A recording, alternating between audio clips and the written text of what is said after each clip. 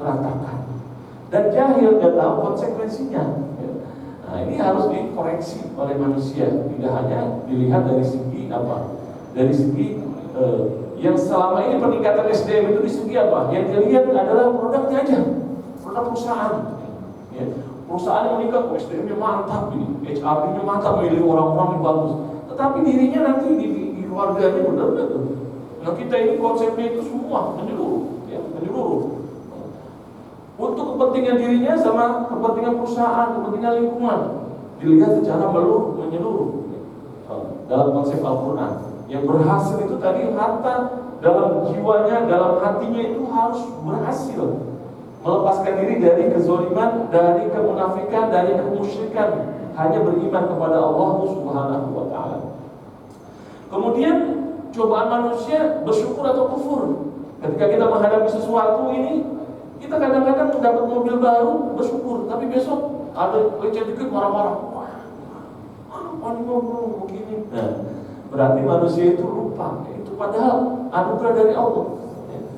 Baru sedikit aja berkurang, lupa syukurnya. Ya, manusia itu banyak kufurnya, ya. Lupa bersyukur kepada Allah. Padahal sehat aja, bangun tidur ini seharusnya kita syukur. Kenapa? Coba waktu kemarin ngomongin, bangunnya nggak bisa, tidurnya nggak bisa. Ada yang tidur itu cerita teman tidur harus berdiri. Kenapa? Dia kena lambungnya. Kalau senderan gini, lambungnya keluar, apa muntah semua. Maka tidurnya pun harus berdiri sambil nahan sakit. Bayangin tidur berdiri sambil sakit, kayak mau mati gitu, ya kayak mau mati. Maka sekarang sudah bisa tidur dengan normal, bisa ketawa. Maka setiap bangun harusnya kita bersyukur. Kenapa? Ya nggak enak, kemarin itu sakit begitu. Tetapi kita biasanya lupa. Besok pertama kita ingat, dua ingat, alhamdulillah. Besok udah sebulan seminggu lupa, ya. Marah-marah lagi, ya. Baju belum setrika, ya. Sarapan belum siap. Apa anak-anak begini, anak begini. Jadi yang isinya adalah banyak kufurnya. Ya. Maka kita lihat Al-Quran itu melihat adonan manusia ini kok beda gitu ya. Dari konsep-konsep yang lain yang melihat manusia itu membawa dosa lah, membawa utang lah, membawa cacat lah, dan sebagainya. Ada yang manusia hanya seperti hewan plus otak aja. Ada yang hasil evolusi. Kita ini asalnya dari hewan, dari bakteri, kemudian hewan ikan kemudian meningkat, bosan jadi ikan naik menjadi hewan melata. Hewan melata meningkat lagi menjadi lompat ke mana? Ke pohon menjadi apa? Kera lompat lagi. Bosan di atas pohon, maka pengen jalan-jalan, maka jadilah manusia. Nah, teori evolusi. Maka manusia itu beda sama hewan ya, bedanya dikit kita mereka. Jadi ya kalau mereka sifatnya kehewanan ya normal-normal saja. Itu lihat ya tujuannya. Agama aturan ini hanya formalitas saja. Yang utamanya ya kita hewan, sifat hewan itu puaskan sifat hewan. Tidak seperti itu. Al-Quran menjelaskan manusia beda dengan hewan. Apa? Pertama betul kita ini dari manusia, dari dasarnya dari tanah. Idh qala rabbuka lil malaikati inni khaliqun basyaran min tin. Ketika Allah berfirman kepada malaikat, aku akan ciptakan manusia dari apa? Tanah. Kalau apa? Setan itu dari api. Senang boleh jual. Kalau malaikat dari apa? Dari cahaya, maka dia selalu cepat, terus menyinari, ya, memberi tanpa ada minta apa? Cahaya itu tidak ada, ya, coba, ya, memberi saja. Tidak bisa dikotori cahaya, cuma ditutup aja bisa, tapi dikotori cahaya itu tidak ada polusi, ya. Nah, paling polusi kalau malam kita yang buat polusi, ya. Jadi cahaya murni aslinya. Kemudian manusia itu dari tanah. Nah, tanah ini asalnya bisa diubah. Kita kalau ke tukang tembikar ya bisa diubah jadi apa? Jadi kendi, ya, jadi mangkok, jadi tempat minum, ya, gelas, bisa diubah-ubah. Nah, itu sifat kita bisa berubah-ubah. Gampang patah, tapi bisa berubah, tapi bisa ditinggalkan. Tanah anehnya, dan bisa tumbuh, menghasilkan. Dan tanahnya ada kekayaan. Jadi tanah itu kelihatannya biasa-biasa saja tapi mengandung rahasia. Apalagi apa? Diberikan jiwa. Tanah yang diberikan jiwa. Tapi ingat, jiwanya ini ada unsur berbuat baik dan buruk. Kita ini bisa kalau orang baik sekali, kemajuan ada. Kenapa? Ada jiwa. Maka hati-hati dengan jiwa manusia.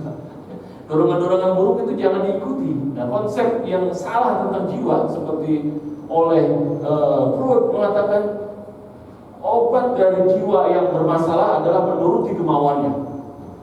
Kalau pengen mabuk, ya mabuk. Kalau pengen selingkuh, selingkuh. Kalau pengen minum, minum. Katanya obatnya itu, kalau enggak akan jadi masalah. Jadi namanya kejiwaan. Kejiwaan itu karena ada keinginan yang terpendam. Solusinya keliru ya, solusinya keliru. Akhirnya apa? Freud sendiri solusi dirinya adalah bunuh diri, ya, bunuh diri. Karena dia ada affair dengan keluarganya dan sebagainya.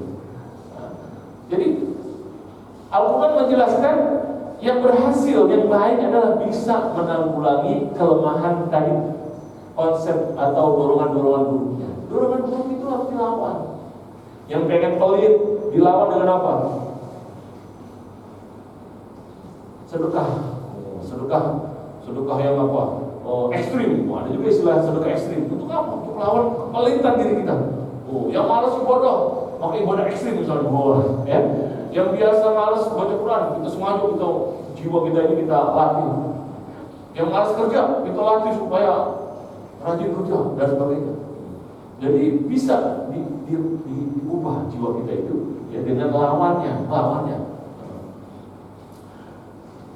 Maka qad aflaha man zakkaha, beruntunglah yang membersihkannya. Jadi bisa diubah menjadi kebaikan. Apalagi apa? Di sana diberikan roh. Allah memberikan roh yang membuat dia lebih mulia. Fa idza sawaituhu wa nafakhtu fihi min ruhi faqa'u lahu sajidin. Ketika aku berikan, aku ciptakan manusia sudah lengkap, aku tiupkan roh dari Allah, maka malaikat-malaikatnya tunduk.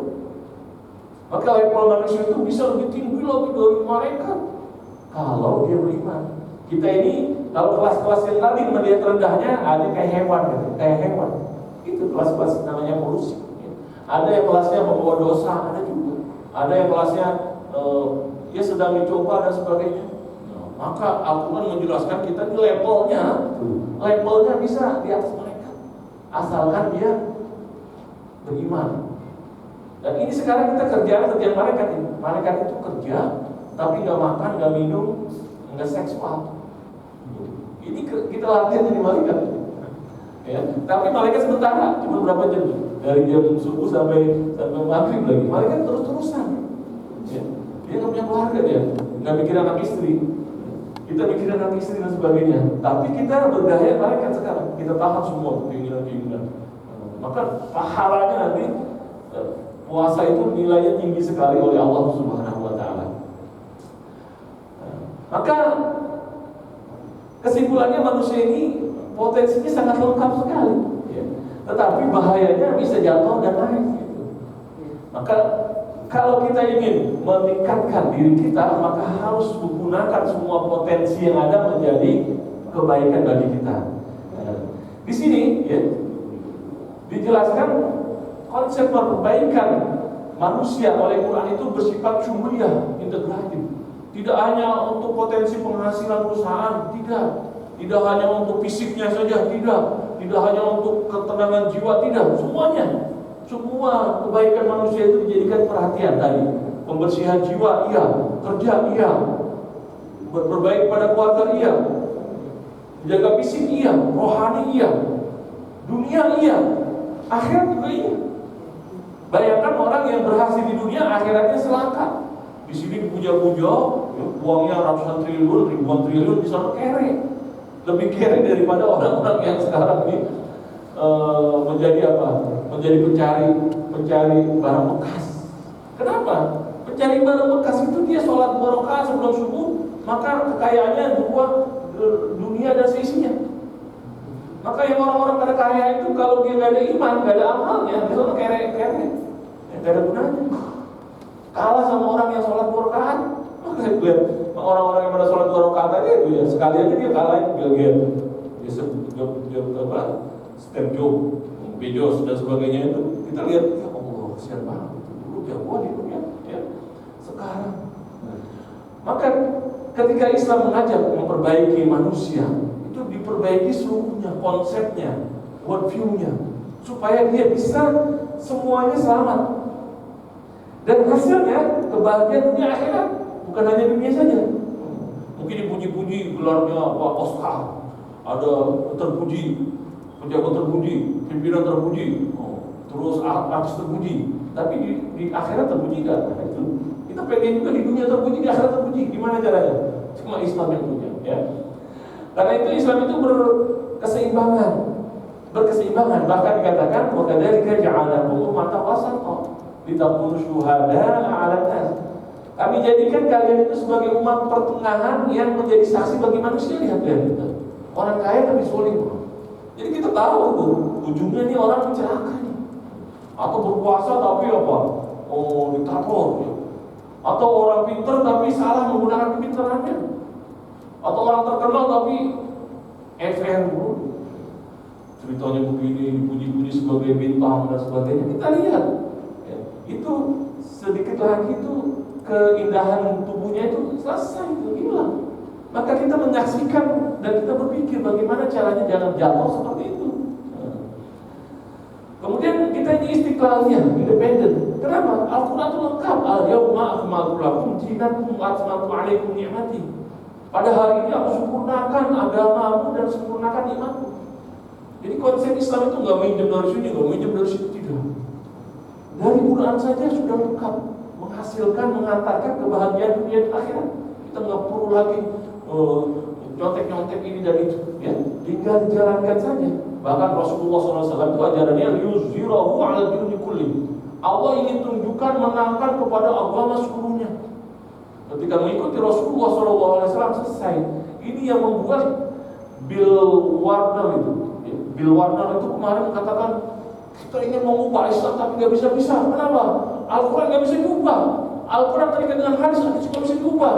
Terus diikat juga dengan sirah nggak bisa diubah. Itu orang yang nulis buku banyak sekali jelek-jelekin Islam. Dr. Bill Warner, bisa di internet cari. Tetapi dia terakhir kesimpulannya Islam nggak bisa diubah, terlalu sempurna, terlalu hebat, terlalu kuat. Karena apa? Lengkap dia, nggak bisa dicari celahnya. Yang dicari celahnya umatnya. Umatnya itu dilalaikan, ada pornografi terpapar, kehidupan bebas terpapar. Karena kalau kita Netflix itu ceritanya tuh pasti kehidupannya begitu, kebebasan seksual, minum sebagainya, apa aja. Sekarang film-film yang isinya tentang hero-hero, dulu kan hero itu ditonton anak-anak, Spiderman, Batman, karena isinya adegan-adegan. Jadi anak-anak itu pasti akan nonton akhirnya. Udah terbiasa dia tiap hari Batman, Superman. Harus ditonton Superman ada adegan-adegan bukan hanya lelaki perempuan yang nggak ada ikatan, tapi lelaki sama lelaki, perempuan sama perempuan. Tujuannya untuk apa? Ya, supaya moralnya hilang. Sama kayak mereka. Kalau moral kita hilang, ya udah sama. Mereka menangnya kaya, lebih maju. Kita udah miskin, kere, moral hilang lagi, hilang semua. Ya. Tetapi Islam kuat. Namanya zina dari sekarang, dari zaman Rasulullah sampai hari kiamat zina nggak ada. Zina itu kalau begini bukan zina ini, tetap zina. Ya. Namanya zina haram. Minuman keras haram sampai kapanpun. Ya. Namanya sholat sampai kapan wajib. Ya. Dan seterusnya. Jadi Islam itu nggak bisa diubah. Kemudian sifatnya insaniyah, humanistik, ya. Kenapa? Karena ajaran-ajarannya semua sesuai. Semuanya itu kalau ada kesulitan dipermudah, ya. Kalau ada diringankan, kalau ada halangan dan sebagainya. Yang berikutnya adalah ilzam, wajib. Kalau peraturan-peraturan lain, yang lain, cuma untuk tadi meningkatkan income perusahaan, meningkatkan produktivitas. Nah, Islam ini aturan-aturannya untuk kebaikan semua dan ada kewajiban di situ. Namanya kita wajib sholat, ya wajib sampai kapan? Wajib menepati janji kapanpun, untuk janji sama siapapun harus ditepati. Menepati kata-kata nggak boleh dusta, harus benar jujur. Kapanpun, dimanapun harus jujur, walaupun sama musuh, ya. Kecuali untuk menjaga nyawa nanti baru boleh, ya, menjaga nyawa karena antara ini dan ini baru orang ngumpet kita nih kalau kita juga dibunuh, kita boleh bilang walaupun nggak langsung dusta saya nggak lihat di sini, gitu, ya, dibolehkan oleh ulama. Jadi Peningkatannya itu kewajiban, bukan lagi sekedar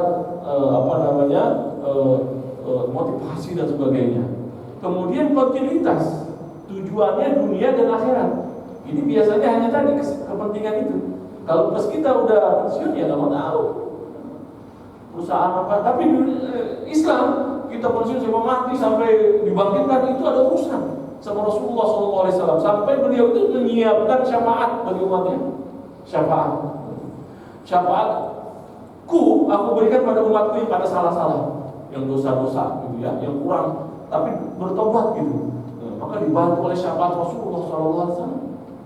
Jadi sampai hari kiamat, sampai akhir penghitungan itu pimpinan tanggung jawab itu Rasulullah SAW. Ya, indahnya itu Islam. Jadi di dunia kita diatur yang terbaik, di akhirat juga yang terbaik. Jadi tidak ada yang terlewatkan. Ya, tidak ada yang terlewatkan. Kita sampai berapa tadi? Jam 13.15. Kita ada tanya nggak? Ada. Saya sampai berapa menit lagi? Kayaknya sudah sampai 13. Hah? Udah habis ya? Ya, tinggal tanya jawab. Ya. Jadi itu bedanya ya, peningkatan SDM kita dengan yang konvensional itu begitu. Jadi kalau kita dijalankan SDM Islam, ya, peningkatannya itu menjadi sempurna, manusia sempurna tujuannya, insan kamil, ya, manusia sempurna, sesuai dengan contoh dari Rasulullah SAW sebagai uswah hasanah. Semoga kita bisa meneladani, nanti bisa menjadi khalifah Allah di muka bumi. Ya, artinya sebagai apa? Sebagai wakil yang bertanggung jawab ketika mengurus bumi ini. Semua kita ini berfungsi seperti itu, bukan yang pimpinan, bukan apa, kita sendiri. Diri kita ini adalah amanah, anak kita ini amanah, dan kita ini dikasih tanggung jawab. Itulah khalifah Allah. Supaya bersikap baik, supaya bersikap yang diridhoi oleh Allah Subhanahu wa Ta'ala. Baiklah, ini waktunya menurut Pak Ustadz ya, sudah sampai ujungnya. Dan berikutnya kita buka mungkin ada tanya jawab. Terima kasih.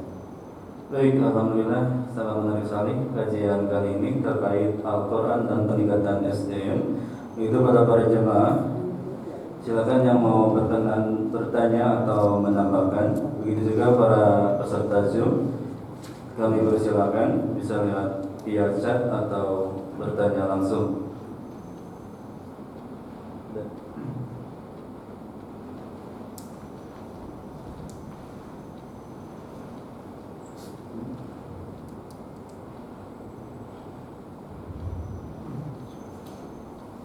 Assalamualaikum warahmatullahi wabarakatuh. Waalaikumsalam. Ustaz, materinya Ustaz sudah menyampaikan bagus sekali. Tidak biasanya pengajian seperti ini. Materinya sangat bagus. Cuma bisa, sifatnya kadang saya merasa saya pribadi mungkin hal seperti ini sifatnya individual nih. Perubahan SDM misalnya itu tadi kan karena backgroundnya keimanan, akidah, terus backgroundnya pokoknya melakukan ihsan, melakukan kebaikan, islah perbaikan. Cuman problemnya ini ya, individu-individu yang baik itu sepertinya akan terhempas juga ya, di tengah milieu yang tidak baik. Tadi sebetulnya saya sudah sampaikan juga nih bahwa Islam itu ya syamil kamil, Islam itu mendasar menyeluruh. Cuman pada faktanya kan ketika kita mau berbagi keadaan, tentu ada kondisi yang ada seperti itu. Nah itu pendekatannya bagaimana untuk artinya tidak yang saya pahami sih selama ini yang didekati oleh para asatid, oleh para khutbah di khutbah maupun di pengajian itu pendekatan individual. Padahal in reality kami kita semua mungkin suka futur di tengah milieu yang tidak kondusif untuk berbagi mungkin ada solusinya. Ya, baik ya, terima kasih. Ya, memang saat ini tantangan kita ini lingkungan. Nah, lingkungan ini tentunya bisa diciptakan, gitu ya. Diciptakan. Jadi dalam hadis dikatakan temanilah yang baik-baik ya, atau ada satu maksud gitu ya. Anil mari lantas al wasal ini. Kalau pengen tahu orang, lihat temannya, ya, lewat temannya. Karena apa? Teman itu menunjukkan karakter dia. Jadi dari pertemanan itu menunjukkan diri kita. Nah ini karena apa? Karena mempengaruhi, saling mempengaruhi. Ya. Teman kita baik, maka jadi baik. Teman kita buruk, jadi buruk. Maka yang pertama kali memilih pertemanan. Maka ya Islam itu mengajarkan dari proses memilih pasangan ya, untuk menghasilkan generasi anak yang baik. Istri yang baik menghasilkan anak yang baik, kemudian dia membuat teman-temannya mencari teman-teman yang baik, membuat komunitas yang baik dan seterusnya. Ada prosesnya, ya, ada prosesnya. Nah, dan itu kita harus usaha ya. Ada kesengajaan gitu menciptakan itu semua. Kalau tidak, tantangannya besar, ya, tantangannya besar. Ini kejadian pada orang-orang yang di Barat. Orang-orang yang dari Arab kemudian ke Amerika, dia bilang, apa tantangannya di Amerika sini? Kita katanya uang ada gitu ya, uang ada, tapi hilang semua. Apa? Anak hilang, harga diri, kemudian agama, semua. Ya, karena tantangannya begitu, ya, nggak bisa diawasi lagi anaknya. Jadi lebih berat lagi, ya, lebih berat lagi. Nah kita ini masih bisa kita tangani dengan membuat komunitas. Nah itu penting sekali kita membuat komunitas, ya. Kemudian dalam situasi yang kita ini tersendiri pun, kalau dengan ilmu ya kita bisa bermanfaat. Apa? Ketika sendirian itu pahalanya lebih banyak dibandingkan yang lagi banyak gitu. Kenapa? Makin banyak besar cobaan, makin besar pahala. Kesabaran yang kita rasakan saat di tengah-tengah kerusakan dan sebagainya, keistiqomahan yang kita coba wujudkan di tengah yang tidak istiqomah, itu akan dinilai plus oleh Allah Subhanahu wa taala. Contohnya apa? Imam Ahmad bin Hanbal. Imam Ahmad bin Hanbal itu ulama-ulama pada masanya sudah nyerah dengan apa? Dengan tuntunan atau represi dari kalangan Mu'tazilah yang menguasai kekuasaan saat itu. Untuk apa? Mengatakan Al-Qur'an itu makhluk. Ulama-ulama yang lain takut mengatakan menolak itu. Kenapa? Ada yang nggak kuat. Kalau saya kalau